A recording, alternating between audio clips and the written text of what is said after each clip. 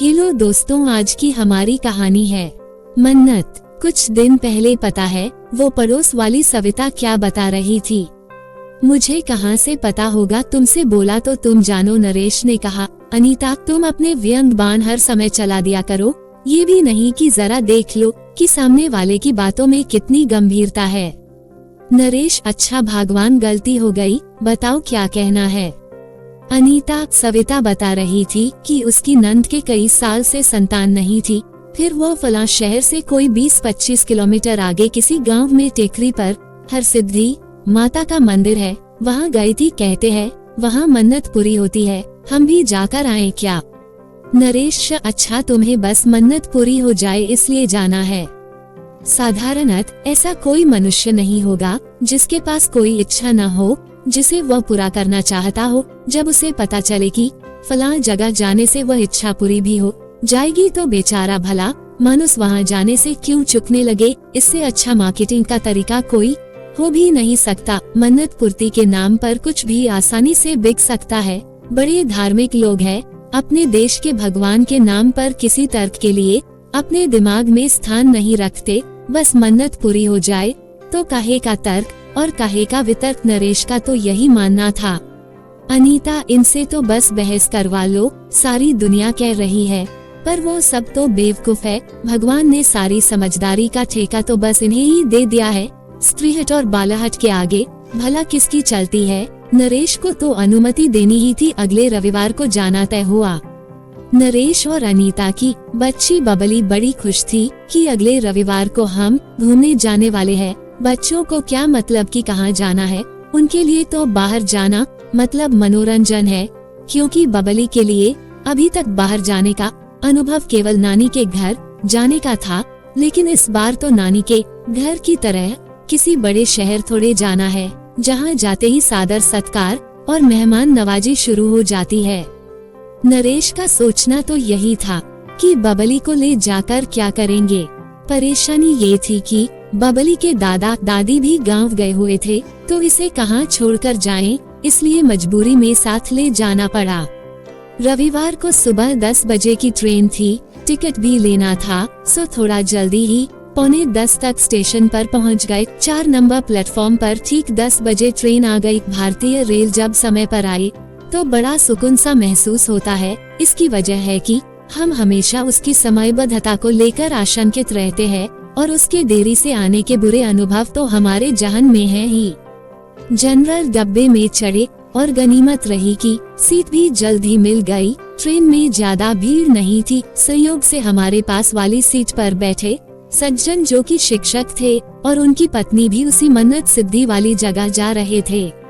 आपस में बातचीत शुरू हुई तो मंदिर की मान्यता को लेकर और कई कथा किस्से सुनने को मिले। शिक्षक महोदय, आपको भी मान्यता पर यकीन है या हमारी तरह पत्नी की इच्छा पर चल रहे हो? आपको भी आना पड़ा? नरेश ने शिक्षक महोदय से पूछा। शिक्षक, हम तो स्वेच्छा से आए हैं। मुझे तो प्राचीन स्थलों देवस्थानों पर जाना, वहाँ का जनजीवन देखना, रहस्यों को जानने में अच्छी खासी दिलचस्पी है, पर लगता है आप बेमन से आए हैं। नरेश, मई की चिलचिलाती धूप में लोग जाते हैं कहीं ठंडी जगह पर और हम है कि परेशान होते हुए जा रहे हैं इस आस में कि मन्नत पूरी होती है। शिक्षक, क्या पता होती भी हो। जब जा ही रहे हो तो विश्वास रखिए। शाम के 5 बजे ट्रेन उस जंक्शन पर पहुंची जहां से अभी 20-25 किलोमीटर का सफर करना बाकी था। दिन भर की थकान सभी के चेहरे पर साफ दिख रही थी, लेकिन आस्था में शक्ति अपार होती है। थोड़ी देर उसी जंक्शन पर रुककर जलपान किया और अब आगे प्रस्थान के लिए बस पकनी थी। जंक्शन से रिक्शा कर पहले बस अड्डे गए, जहां से गांव के लिए 6 बजे की बस मिली, जिसने रात 8 बजे उस गांव में उतार दिए।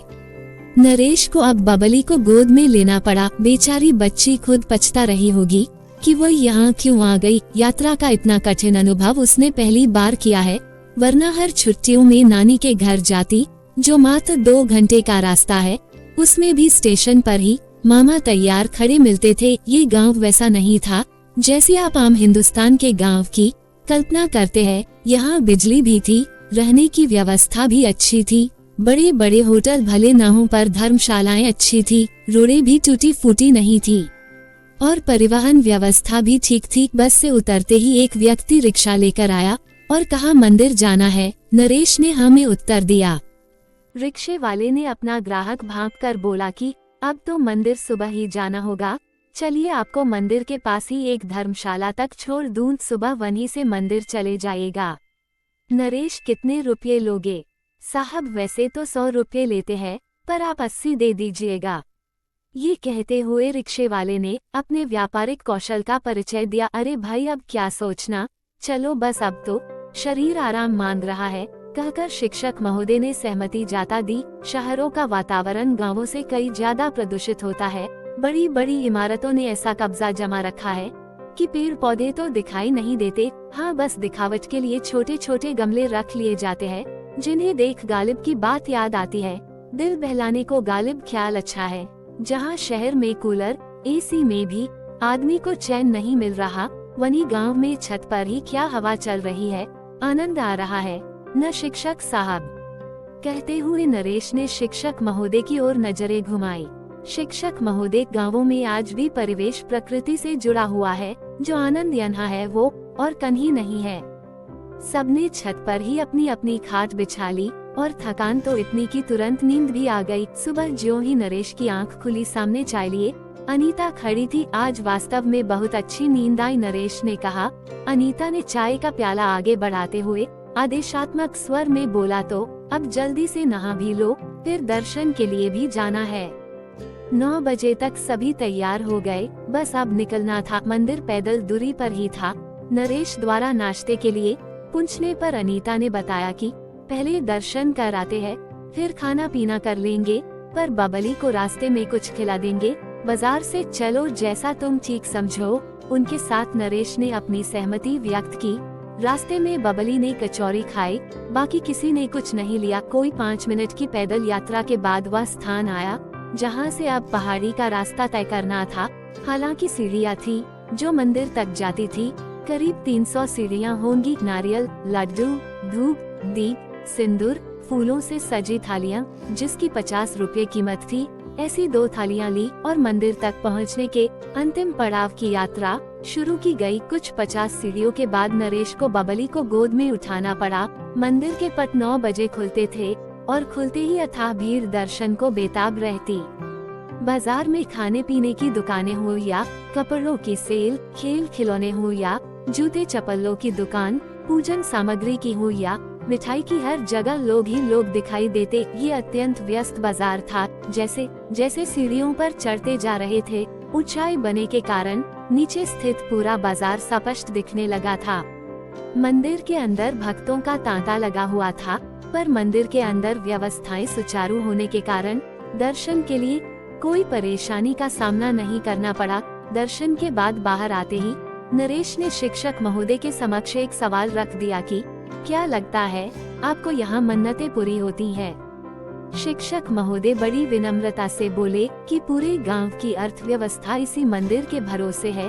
किसी की दुकान है तो किसी का भोजनालय, और सभी की कमाई तो इस मंदिर के भक्तों से ही है। इस हिसाब से उनके परिवारों की तो रोज की आशा आकांक्षाओं की पूर्ति इसी मंदिर के भरोसे होती है। अब बताए, इतने लोगों की मन्नत तो रोज ये मंदिर पूरी कर रहा है। नरेश स्तब्ध सा रह गया। उसके पास कहने को कुछ नहीं था, इसलिए केवल सर हिलाकर सहमति प्रकट कर दी। लौटते वक्त रास्ते में बबली ने पिता का हाथ पकड़ा हुआ था। उसने अचानक सवाल किया कि पापा, सब कह रहे थे यहाँ मन्नत पूरी होती है। नरेश ने बबली को गोद में लिया और कहा, हाँ होती है, अगर आप दिल से मांगो तो। इस जवाब को सुनकर अनीता हैरान थी। उसने पुनः मुड़कर मंदिर की ओर नमस्कार किया। अनीता को अब यकीन हो चला था कि ये मंदिर वास्तव में चमत्कारी है, जिसके दर्शन मात्र से ही नरेश के विचारों में परिवर्तन आ गया तो मन्नत पूरी जरूर होगी। अगर हमारी वीडियो अच्छी लगी हो तो चैनल को सब्सक्राइब जरूर करें। धन्यवाद।